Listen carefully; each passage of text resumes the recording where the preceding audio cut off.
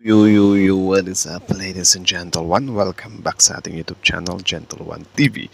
So for today's video, another update naman tayo about EDC, so Kalingap. So this video is from Kalingap Rod. So it has a title of Grabe ang bilin ni Eds kay Wifey, Kalingap Rab Vlog Today.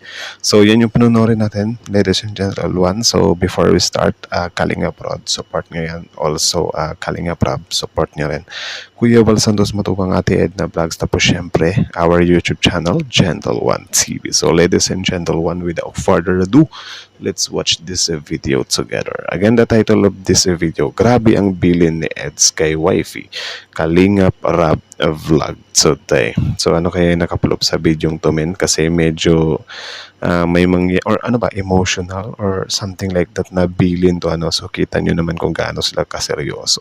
So again, ladies and gentlemen, Kalingap Rab, Gentle One TV, Kalingap Rab, like, comment, share, subscribe, start.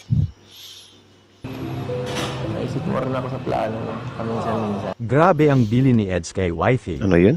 Hindi malinaw? Ulit. Sana, naisip mo rin ako sa plano mo, paminsan-minsan. Grabe ang Sana maisip mo rin ako sa plano mo paminsan-minsan, Diyos ko. Tapos parang may naiyak na nanay. bili ni Eds kay Wifey. At VNC halos hindi siya makapagsalita sa mga sinabi ni Kalingap Edo. Nako. So parang natameme ganun. Magandang araw po mga Kalingap at Magandang sana po araw. ay masuportahan nyo rin po ang aking munting channel. At marami pong Ngayon, salamat subscribe nyo rin yan, Kalingap Rodmen. sa patuloy ninyong pagsuporta sa Team Kalingap, lalo na po kay Kuya Val Santos at Kalingap Rab, Wifey VNC. Also, Kalingap Rab and Kuya Val Santos Matubang, wag nyo rin yung kalimutang isubscribe. So, pa-thank you na rin natin sa kanila. Na konsensya tuloy siya sa mga sinabi sa kanya ni Kalingap Edo. At grabe naman din talaga ang mga sinabi ni Edo kay VNC mga Kalingap, at parang may bili na ito na kapag daw magkatotoo ang mga sinabi sa kanya ni Edo ay paano na lang daw si Edo. At parang Paano na lang kaya ito? Yun ba yung kanta? kinukonsensya din talaga ni Papa Ed si Wifey VNC mga Kalingap, at mamaya lang ay atin pong mapapakinggan ang kanilang usapan. Sa ngayon grabe ang ganda ni VNC sa suot nito na parang ikakasal siya mga Kalingap. Oo nga rin, akala ko nga rin. Or you know, parang dahil sinuot nila yon is parang na-pictured out na tuloy natin kung ano yung, or gaano sila ka-perfect as a couple, diba? Kapag ka ikakasal na sila. At ganda ni Wifey ay talagang marami ang magkakagusto sa kanya. Tama. Lalo na't sa ngayon ay mga ilang araw na lang ang bibilangin ay titira na sila sa napakaganda nilang bahay, at tiyak na ang ganda ni VNC Advance congratulations din pala kay Viancy, ay mas lalo pa itong madadagdagan mga Kalingap, kaya siguro ay parang naiisip ni Kalingap Edo na paano na lang daw siya kapag sumikat na si VNC at marami na ang gustong kunin ito para gawing modelo sa isang kumpanya. Well, I think hindi naman or wala naman sigurong dapat dapat ikapangamba si Kalingap Edo, kasi I think sabay naman silang sisikat ni Edsy, kasi ni Edsy ni Viancy, kasi tandem nga sila, 'di ba? Or couple nga sila, love team nga sila, 'di ba? At para talagang pinagpaunahan na niya si VNC mga Kalingap. Okay. At ang maganda lang nito sa nakikita ni Edo ay hindi naman ito magagawa ni VNC sa kanya. Tama. At isa pa ng dahil naman sa Kalingap at naging magka-love team sila kaya naman nararating ni VNC kung ano ang katayuan niya sa ngayon.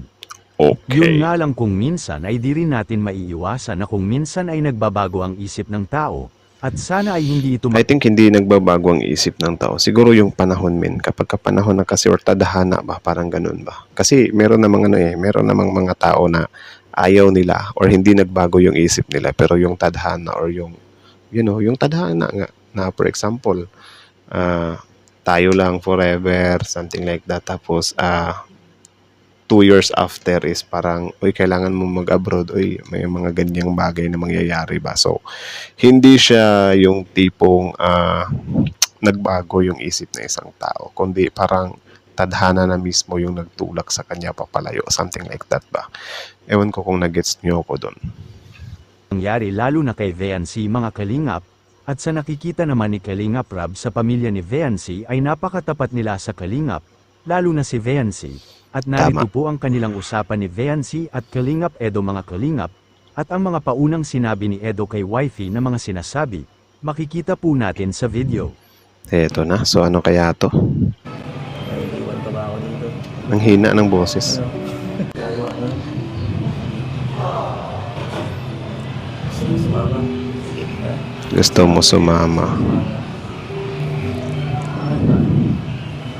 Ano program? Pagpitintaan.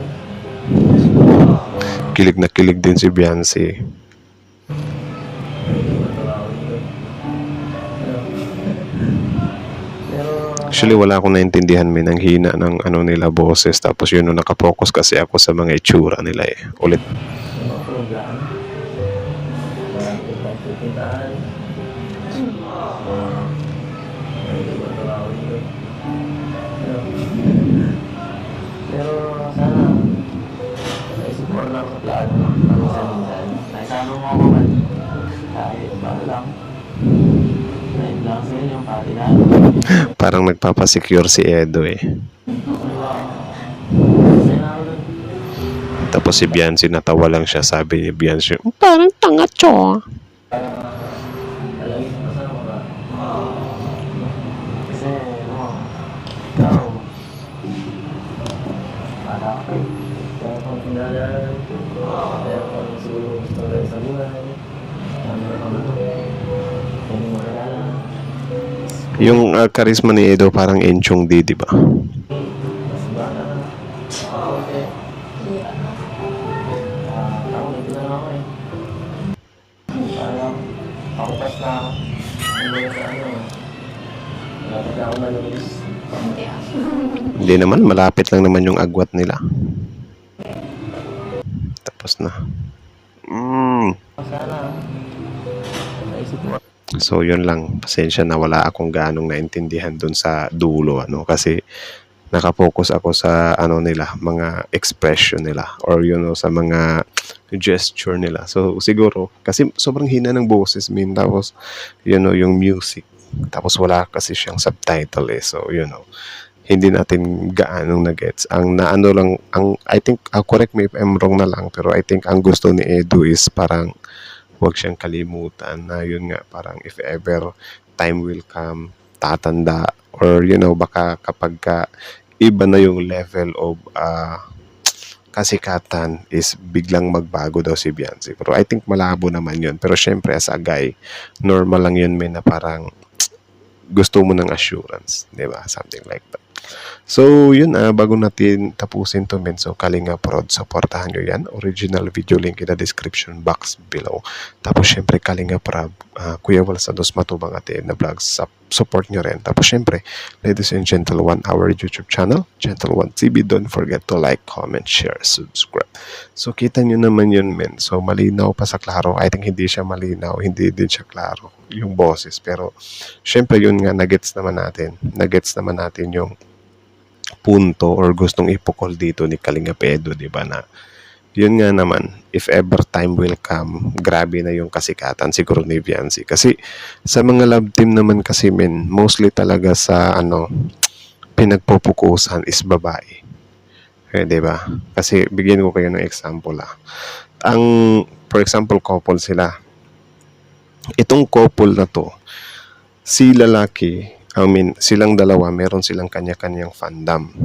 Yung babae kasi, pwede siyang i-fund or pwede siyang, pwede siyang suportahan ng maraming lalaki at ng babae. Kasi yung lalaki susuporta sa babae, tapos yung babae susuporta din sa kapwa niya babae. So parang ganun, makukuha niya yung double. Sa lalaki kasi, mostly yung susuporta sa kanya yung mga babae. Tapos bihira lang yung lalaki na nakasuporta sa lalaki din, 'di ba? So, ewan ko kung gets nyo 'yon na parang mas grabe yung fandom na nakukuha ng babae over sa lalaki, 'di ba? Though hindi ko naman sinasabi na wala talaga. Pero what I mean by is kung siguro kung anuhin natin, igaganyan natin, irarank natin yung fandom. Mas marami talagang fandom yung babae. Especially sa Kalingap, di ba? More on ang focus is yung Kalingap Angel, something like that. So, para sa akin lang naman yun. 'Di ba? Pero I think si Viancy at si Kalinga Pedro hindi lang naman sila nagkakalayo ng fandom, 'di ba? Kasi sa ngayon kasi solid talaga yung suporta. Pero yun nga, hindi natin alam soon. Baka, may something na, for example, biglang na maging model na si Viancy. So, kahit hindi mga supporter or hindi fan ng Kalinga, pwedeng sumuporta kay Viancy kapag sumikat na siya as a model. So, something like that ba? So, makakahatak pa siya ng ibang fandom, hindi lang sa loob ng Kalinga. Hindi lang sa love team, kundi sa pagmo-model, sa pagiging vlogger, something like that, diba? So, ewan ko kung gets nyo yun. So, yun lang naman. So, kayo ba guys, do you think if ever makuha ni Viancy yung super high na kasikatan, do you think magbabago ba siya or idadump niya si Kalinga Pedro? Comment down below. Tapos yun, pag-usapan natin yan sa comment section. So, again, Kalinga Prab, Gentle One TV, Kalinga Prab, Kuya Bal Santos Matubang. Like, comment, share, subscribe. Gentle One TVs.